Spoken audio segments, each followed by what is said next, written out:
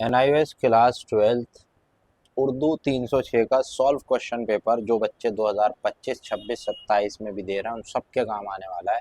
3 घंटे का time, 100 number में का पेपर और 42 यानी 42 क्वेश्चन होंगे। किस किस तरह से होंगे सारा दिया हुआ है, पूरा डिटेल में कराऊंगा। बस आपका काम यह है कि हमारे साथ जुड़े रहें, और अगर आप चैनल पर नए हैं तो सब्सक्राइब और वीडियो को लाइक ज़रूर कर दें ताकि आपको अपडेट मिलता रहे NIOS से रिलेटेड। तो पहला सवाल है, सबक हक वफादारी किस दास्तान से माखूज है, यानी किस दास्तान से लिया गया है। बागो बहार से, फसाना अजाइब से, तिल्स्म होश व रुबा से, या तोता कहानी से। तो इसका जवाब है फसाना अजाइब से। दूसरा सवाल है आपकी स्क्रीन पे, थोड़ा सा जूम कर देता हूँ ताकि आपको ये आसानी दिख जाए दिखने में। दरबान ने बादशाह से गलत बयानी क्यों की। दरबान होते हैं जो दरवाज़ों के बाहर खड़े होते हैं गेट खोलने के लिए, गेट कीपर जिसे आप बोलते हैं। गलत बयानी क्यों की। वो बेगरज और वफादार था और अपने एहसान नहीं जताना चाहता था। ठीक है, इस वजह से। पूछ की रात बहैसियत सिन्फ क्या है, मतलब क्या चीज़ है, नज़म है। ठीक है, ये बताना है कि जो पूछ की रात है वो क्या चीज़ है, नज़म है, अफसाना है, खाका है, या नॉवेल है। तो अफसाना है। अफसाना कहते हैं जो शॉर्ट स्टोरी होती है। अब इसके बाद है, मर मर कर काम करो, पैदावार हो तो उसे बाकी अदा करो। क्या है, किसने कहा, जुमला किसने कहा। हल्कू ने, मुन्नी ने, शाहाना ने, अमीना ने। मुन्नी ने कहा। इसके बाद आठवां है, माया किस अफसाने का किरदार है। पूछ की रात का, ईदगाह का, चौथी के जोड़े का। तो पूछ की रात का। अगला है छठा, कहानी सुनने के बाद भोला खुश क्यों नहीं हुआ। इस वजह से इसमें चार ऑप्शन है। कहानी अच्छी नहीं लगी, दादाजी ने आधी ही कहानी सुनाई, उसके दिल में मामा का रास्ता भूल जाने का वहम समा गया। उसके जो है वो भोला खुश नहीं हुआ क्योंकि उसको बता दिया था कि बेटा रात में जो कहानी सुनते हैं तो मामा रास्ता भूल जाते हैं। इस वजह से उसके दिल में वहम समा गया था। तो ये इसका आंसर है। इसके बाद अगला क्वेश्चन है, सातवां क्वेश्चन है हमारा। सातवां क्वेश्चन है, भोला आधी रात के वक्त घर से निकल गया क्योंकि, क्यों निकल गया था वो अपने मामा से सबसे पहले मिलना चाहता था। वो मामा जी के हैरान कर देना चाहता था। उसके दिल में वहम था कि अगर मामा जी रास्ता भूल गए तो मैं जिम्मेदार हूँगा। तो ये वाला इसका जवाब सही है, मामा जी रास्ता भूल गए तो वो जिम्मेदार होगा। अब अच्छा आठवां है, मिस चिड़िया की कहानी बहैसियत सिन्फ क्या है, मतलब कौन सी सिन्फ है। दास्तान है, नॉवेल है, अंशाई है, अफसाना। तो ये भी क्या है, अफसाना है। अच्छा, ब्रिज बानो क्या है। एक लड़की है, उर्दू का तमसीली खाका है, मिस इंडिया है, एक अधेड़ औरत है। तो इसका जवाब है एक अधेड़ औरत है। अमामी किस का किरदार है। दरवाज़ा खोल दो का, चौथी के जोड़े का, चचा छक्कर ने तीमारदारी की, उम्मीद की खुशी। तो चौथी के जोड़े का। नज्म नई तहजीब किस शायर की तख्लीक है। मखदूम मोइनुद्दीन की, अकबर इलाहाबादी की, जानिसार अख्तर की, साहिर लुधियाना। तो अकबर इलाहाबादी की। नई तहजीब में कौन सी तहजीब मुराद है। मगरिबी, ईरानी, हिंदुस्तानी, चीनी। तो इसमें है मगरिबी तहजीब। ठीक है, याद रखिएगा। अगला क्वेश्चन की तरफ चलते हैं हम।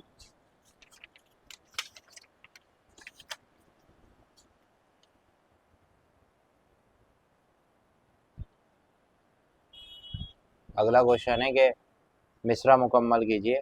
वो मौजूदा तरीक़े डेश होंगे, यानी ये मौजूदा तरीक़े डेश होंगे, यानी बेतालो वसम होंगे, यानी इनका कोई जो है वो नहीं होगा, पुरसाने हाथ। 14वां क्वेश्चन है, शायर के नज़दीक खातूनों ने क्या नहीं रह जाएगी। खातूनों में क्या नहीं रह जाएगी। पर्दे की पाबंदी, मर्दों की इज्जत, बुजुर्गों की इज्जत, अपनों की मोहब्बत। तो इसमें ये है पर्दे की पाबंदी। ठीक है, ये वाला नहीं है, पर्दे की पाबंदी है। इसके बाद अगला क्वेश्चन है 15वां, कि थोड़ा सा जूम कर ताकि और ज़्यादा क्लियर। तो 15वां है कि नज़म चांद तारों का बंद किस शायर की शाहकार नज़म है। अकबर इलाहाबादी, फैज़ अहमद, मखदूम मोइनुद्दीन, जानिसार अख्तर। जानिसार अख्तर की है। शमा सुबह वतन का झिलमिलाना से शायर की क्या मुराद है। शमा का जलना, शमा का बुझना, सितारों का टिमटिमाना, मकसद आज़ादी का हर वक्त सामने रहना। अगर और जीते रहते देश क्या है।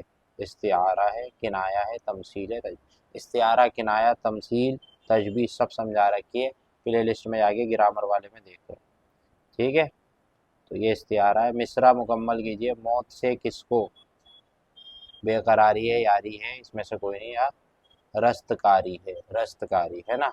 मौत से किसको जो है, रस्तकारी। इसके बाद 19वां क्वेश्चन है हमारा, ये ना थी हमारी किस्मत के विसाले यार होता, अगर और जीते रहते यही इंतज़ार होता। शेरी इस्तिलाह में ये शेर क्या कहलाएगा? मतलब क्या होता है? जिसमें जो गज़ल का पहला शेर होता है। इस शेर के रदीफ क्या है? होता। रदीफ, रदीफ लास्ट में आता है। ठीक है, होता होता आया ना, अब ये रहा होता होता। ठीक है, इस शेर में काफिया क्या? किस्मत और जीते। काफिया जो है इससे पहले आता है, इंतज़ार और यार, ये है इसमें।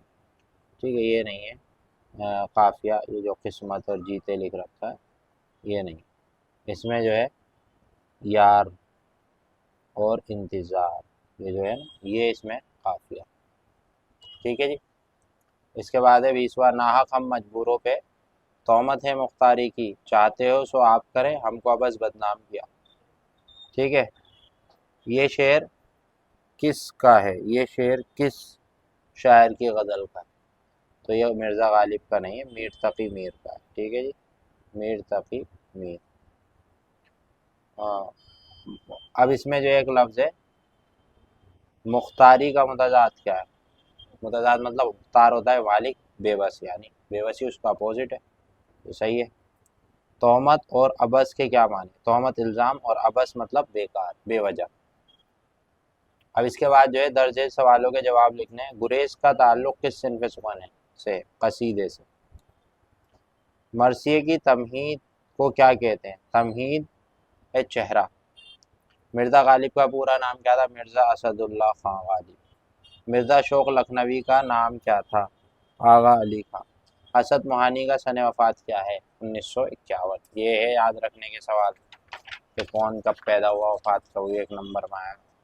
अब अच्छा, यहाँ से 22वें सवाल से शुरू हो गया काम का। अब लिखने वाले हैं समझ के करने, यहाँ से आपका जो है लिखने का काम शुरू हो गया। तो इसे देख लिए। पहला सवाल है, जवाब दे देंगे 22वें के। दास्तान तोता मैनी किस, तोता मैना किस, तोता कहानी किसकी लिखी हुई है?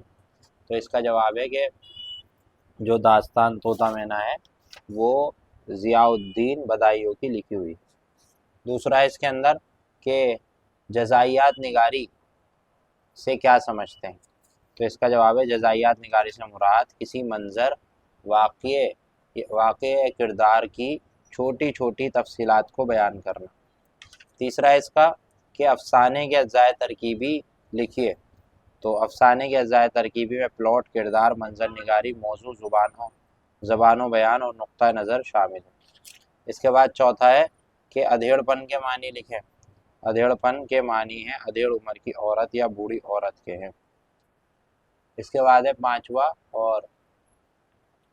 पांचवा इसके अंदर अकबर इलाहाबादी का पूरा नाम लिखिए। अकबर इलाहाबादी का पूरा नाम सैयद अकबर हुसैन रिजवी है। इसके बाद छठा सवाल आ जाता है हमारा कि तगय्युर के माने लिखिए। तगय्युर, तगय्युर के माने तब्दीली या बदलाव है। तगय्युर के माने क्या है? तब्दीली या बदलाव। इसके बाद आ जाते हैं 7वें सवाल पे कि शायर ने लुगात मगरिबी किसे कहा है? लुगात मगरिबी किसे कहा है? तो शायर ने लुगात मगरिबी से मुराद अंग्रेज़ी ज़ुबान और मगरिबी तहजीब को कहा है। चलिए 8वें सवाल पे आ जाते हैं। 8वां सवाल क्या कह रहा है कि आज़ाद नज़्म की तारीफ़ लिखें। आज़ाद नज़्म की तारीफ़।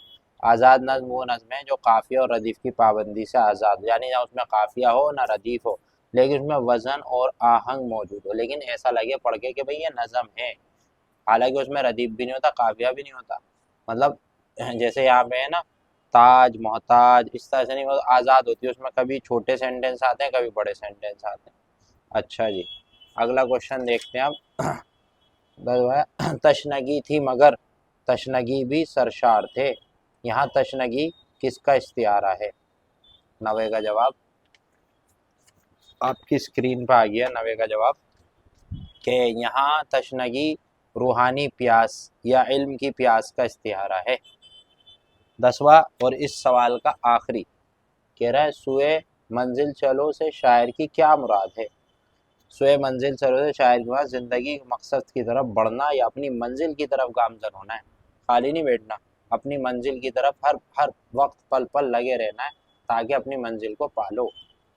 चलिए 23वां सवाल है, इसको पढ़ते हैं कि दर्ज झेल शेरी इक़्तिबास की तशरीह सियाक़ो सबाक़ के साथ कीजिए। सियाक़ो सबाक़ मतलब ये नज़्म किसकी है और ये जो है क्या है पूरा। चलिए पहले पढ़ लेते हैं इसको, फिर करेंगे। तो पहले पढ़ लेते हैं इसको। तो ये है, कल जो रहते थे अपने फिराक पे ताज, आज है फातिया का वो मोहताज। यह समझ में आया होगा, पहली पहली लाइन से समझ में आ गया होगा कहना क्या चाह रहा है। यानी जो कल जिनके सरों पे ताज था आज उनके ऊपर थे, जो खुद सर जहान में मशहूर, खाक में मिल गए सब उनके गुरूर। ठीक है, तो यानी जो कल बहुत अपने आप को बनते थे आज उनके गुरूर भी खाक में मिल गए। तो इसका जवाब है कि ये अशार दुनिया की बेसबाती और गुरूर के खात्मे के बारे में है। शायर कहता है कल तक जो लोग अपने सरों पे ताज रखते थे और दुनिया में मशहूर थे, आज वो इस हाल में हैं कि उन्हें उनका गुरूर खाक में मिला गया, फातिहा पढ़ने वाले भी मैसर नहीं। इन अशार में शायर दुनिया की बेवक़्त ज़िंदगी और उसकी बादशाहत ख़त्म हो गई बेसबाती गुरूर के अंजाम पर रोशनी डालता है। ठीक है जी, तो शायर इस वक्त किस पर उंगली डाला है कि बेसबाती दुनिया है ये। तो अब इसके बाद चलिए 24वें क्वेश्चन की तरफ चलते हैं। तो 24वां क्वेश्चन है हमारी स्क्रीन पे, ये 6 नंबर का क्वेश्चन है भाई, ये बहुत अच्छा 6 नंबर मिल जाएंगे। मरसिए की तारीफ कीजिए और उर्दू के दो अहम मरसिया गो के शौरा के नाम। पहले मरसिए की तारीफ, तो चलिए मरसिए की तारीफ लिख देते हैं क्या है। 6 नंबर का है। तो इसका जवाब आपकी स्क्रीन पर आ रहा है कि मरसिया उस नज़्म को कहते हैं जिसमें किसी के इंतकाल पर खुसूसन इमाम हुसैन और वाक़या करबला के शहदा पर गम अफसोस का इजहार किया। मरसिया उस नज़्म को कहते हैं जो किसी के दुनिया से चले जाने पर जो है इजहार अफसोस के तौर पे नज़्म पढ़ी जाती है। ख़ास तौर पे इमाम हुसैन अलैहिस्सलाम, इमाम हुसैन रज़ी अल्लाह अन्हु, दोनों भी, कोई रज़ी अल्लाह अन्हु बोलते हैं, कोई इमाम हुसैन अलैहिस्सलाम बोलते हैं। तो हमारे जो ये सहाबा इकराम है इनकी शहादत पे जो है हम गम का जो इजहार करते हैं वो मरसिए में करते हैं। तो उसे उस नज़्म को मरसिया कहते हैं जिसमें हम जो है नज़्म के ज़रिए इमाम हुसैन की जो है शहादत का गम का इजहार करते हैं। इसमें शुहदा की बहादरी और उनके क़ुरबानी का ज़िक्र होता है। ठीक है, उनकी क़ुरबानी का भी ज़िक्र होता है और उनकी बहादरी का भी ज़िक्र होता है। मरसिया उर्दू की एक अहम सिन्फ है जो ज़्यादातर मुसद्दस यानी 6 मिसरों वाली नज़्म की सूरत में लिखी जाती है। मुसद्दस यानी 6 मिसरों वाले, 6 मिसरे होते हैं। इसके अज्जाए तरकीबी है तशीब, रुबाई, वाक़या, रसा, दुआ। और उर्दू के दो अहम मरसिया गो शायर हैं मीर अनीस और दबीर। ये 2 लोग हैं जो उर्दू के मरसिया गो शायर। सही है, 6 नंबर में इतना लिख दोगे हो जाएगा काम। चलिए 25वें क्वेश्चन की तरफ चलते हैं। 25वां क्वेश्चन है आपकी स्क्रीन पे कि सौदा की हालात ज़िंदगी पर मुख्तसर नोट लिखिए या दबीर के हालात ज़िंदगी पे नोट लिखें। तो सौदा की हालात ज़िंदगी पे लिखा है वो देख लें। तो यहाँ पे है कि 25वें का जवाब मिर्ज़ा रफ़ी सौदा उर्दू के मशहूर क्लासिकी शायर थे। उनकी विलादत 1713 में दिल्ली में हुई। वे इब्तिदा में फ़ारसी में शेर कहते थे लेकिन बाद में उर्दू शायरी को फ़रोग़ दिया। सौदा के ख़ास तौर पर हिजुगोई और कसीदा निगारी में बड़ी महारत हासिल थी। उनकी ज़बान सादा, पुरअसर और अवामी मिजाज की अक्कासी करती। सौदा ने अपनी शायरी में सियासी और समाजी हालात का तंज़िया अंदाज में नक्शा खींचा। उनके कलाम में शौक़ी तंज़ और हकीकत निगारी नुमाया है। दिल्ली के बाद वो लखनऊ चले गए जहाँ नवाब शुजाउद्दौला के दरबार में वापस था। उनका इंतकाल 1781 में लखनऊ में हुआ। सौदा को उर्दू कलाम में बुलंद पाया शायर तस्लीम किया जाता है। बुलंद पाया शायर, उर्दू के कैसे शायर हैं? बुलंद पाया शायर।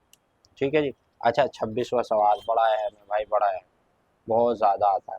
सर सैयद अहमद खां की सवानहात लिखिए, यानी इनकी बायोग्राफी लिखनी है। सर सैयद अहमद खां वही हैं जिन्होंने अलीगढ़ मुस्लिम यूनिवर्सिटी की बुनियाद रखी थी, है ना। तो ये हमारे बड़े हैं, तो इनके बारे में लिखनी है इनकी सवानहात। तो देखिए इनके बारे में क्या लिखा है कि सर सैयद अहमद खां जो थे वो 17 अक्टूबर 1817 को दिल्ली में पैदा हुए। वो एक अजीम मुसल्लह यानी इसलाह करने वाले, मुफक्किर फ़िक्र करने वाले, माहिर तालीम अंग्रेज़ी दौर हुकूमत में मुसलमानों के रहनुमा थे। उन्होंने मुसलमानों की तालीम, समाजी और फ़िक्री पसमानदगी को दूर करने के लिए बहुत काम किए। उन्होंने 1857 में अलीगढ़ में मॉम्पटन एंग्लो ओरिएंटल कॉलेज कायम किया, जो बाद में अलीगढ़ मुस्लिम यूनिवर्सिटी बन गया। सर सैयद ने जदीद उलूम के फ़रोग़ में हिंदू मुस्लिम इत्तिहाद और अक़ली सोच परवाज़ दिया। उनकी मशहूर तसानीफ़ में आसारुस्सनादीद और तफ़सीरुल कुरान शामिल है। वे 27 मार्च 1898 को इंतकाल कर गए। ओहो। चलिए अगला सवाल है हमारे पास 4 नंबर का है ये 27वां के चाँद तारों का बन का मरकज़ी ख़याल। नज़्म जो चाँद तारों का बन है इसका मेन जो है ख़याल क्या है, क्यों लिखी गई? तो इसका जवाब है कि चाँद तारों का बन जो है एक अलामती तशीबी नज़्म है, जिसमें शायर एक ऐसी मिसाली और ख्वाबी जैसी दुनिया की ख्वाहिश करता है जो खूबसूरत, अमन, मोहब्बत और खुशियों से भरी।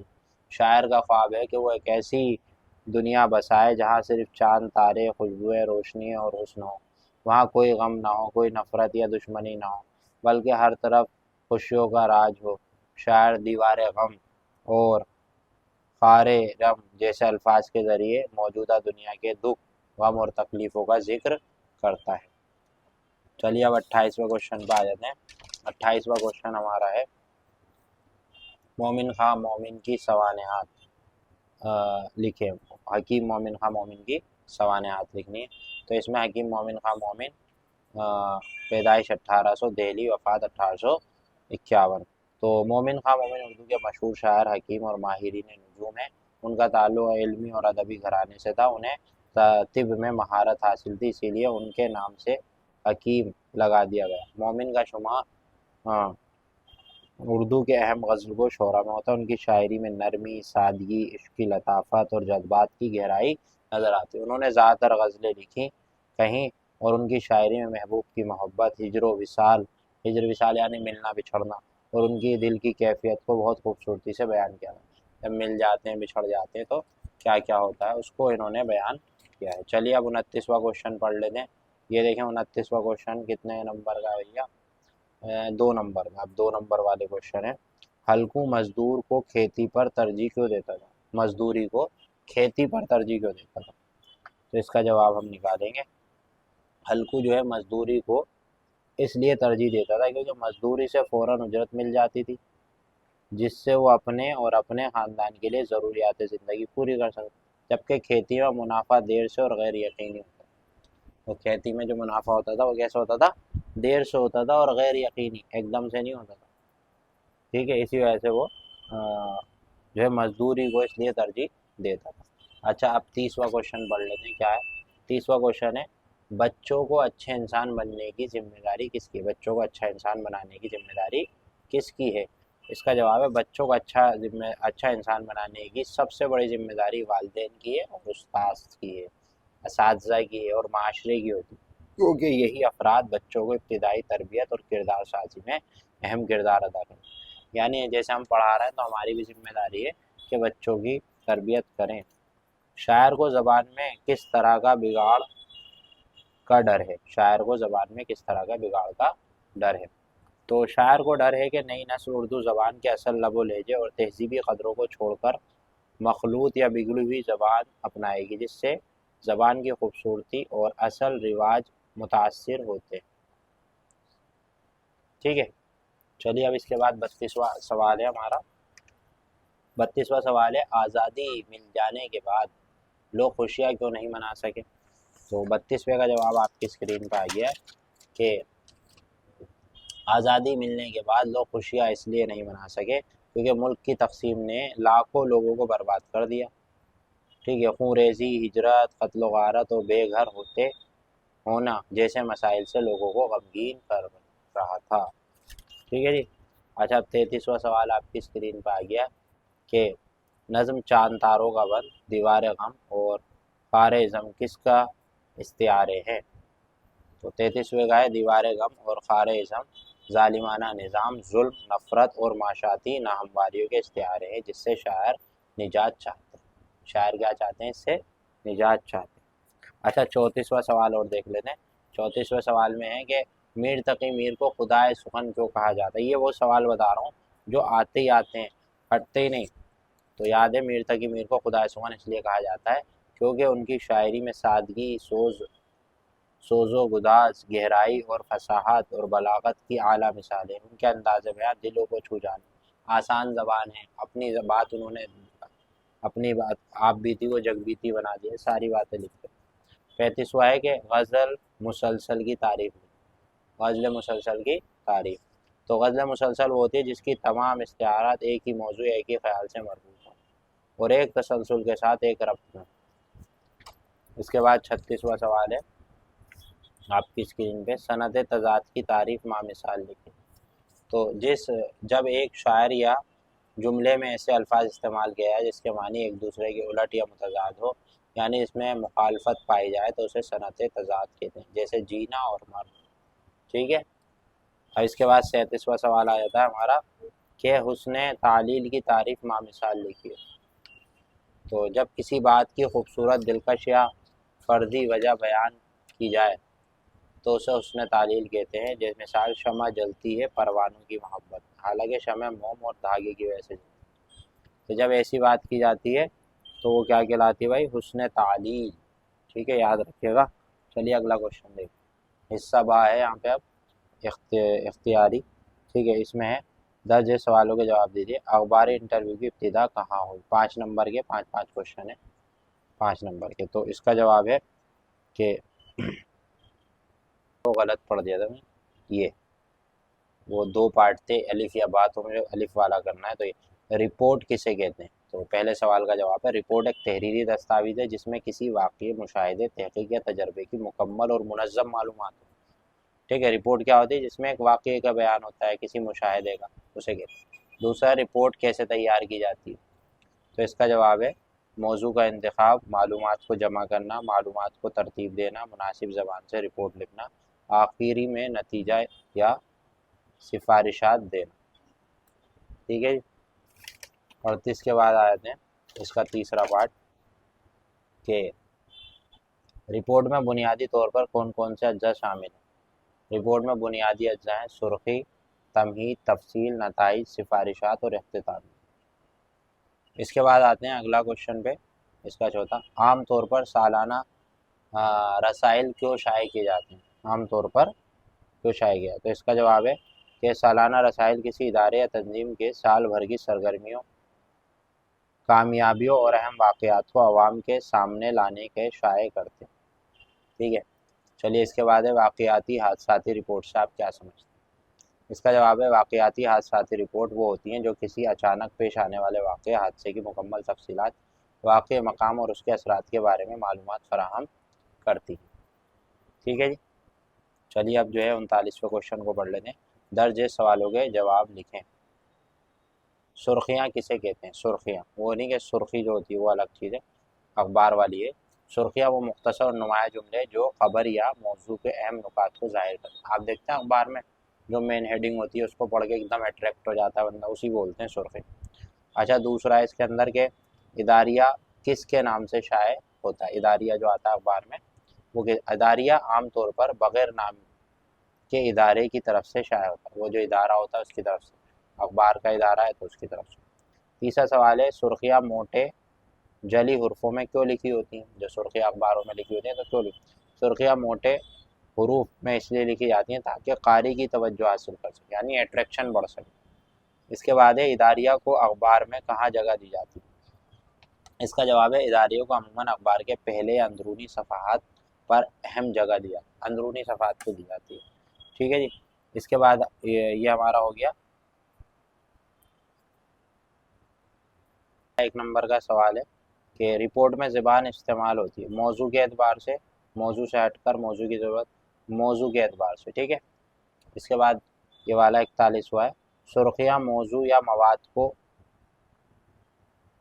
सही तौर पर क्या करती हैं? पेश करती हैं। 42वां अखबार में इदारिया की अहमियत पर एक नोट लिखें। तो इसका जवाब है इदारिया अखबार की नहायत अहम हिस्सा होता है जो किसी अहम मौजू या मसले पर इदारे की राय या तजर्बा पेश करता है। यह कारी को मसले की गहराई तक समझ बूझ देता है और राय साजी में मदद देता है। इदारिया मालूमाती तनकीदी रहनुमाई फराहम करने वाला मजमून होता है जो अवामी शऊर पैदार करने में अहम किरदार अदा करता है।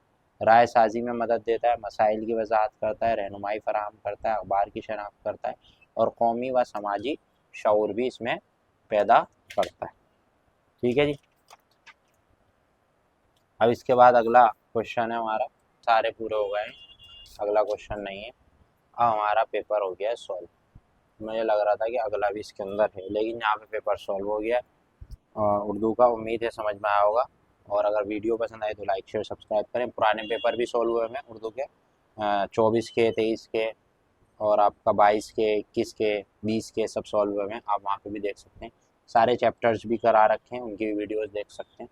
और आप हमसे ऑनलाइन ऑफलाइन क्लास लेना चाहते हैं वो मिल जाएंगी, नोट्स चाहिए वो भी मिल जाएंगे, पीडीएफ चाहिए वो भी मिल जाएगी, प्रैक्टिकल चाहिए वो भी मिल जाएंगे, एडमिशन हो जाएगा, सब चीज़ें अवेलेबल हैं। सोल हो, इग्नू हो और NIOS हो, सभी में एडमिशन वगैरह और उनकी जानकारी भी मिल जाएगी। Thanks for watching.